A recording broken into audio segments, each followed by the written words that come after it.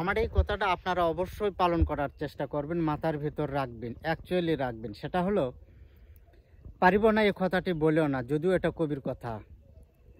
আর যত কাজ আছে সব মানুষই পারে, মানুষ পারে না এমন কোনো কাজ নেই।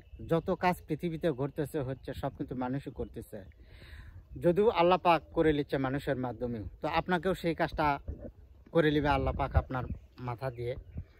আর যে কোনো কাজ করবেন তো সেটা আবেগ যতটুকু লাগানির কথা লাগাবেন, কিন্তু আবেগ যখন মিস্টেক হয়ে যাবে তখন বিবেকটাকে কাজে লাগাবেন।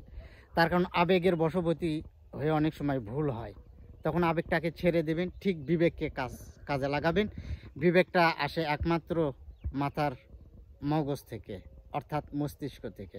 তখন বিবেকটা দিয়েই সেই কাজের সমাধান আনা সবচাইতে ভালো হয় এবং কাজটাও সঠিক হয়, শুরু হয়।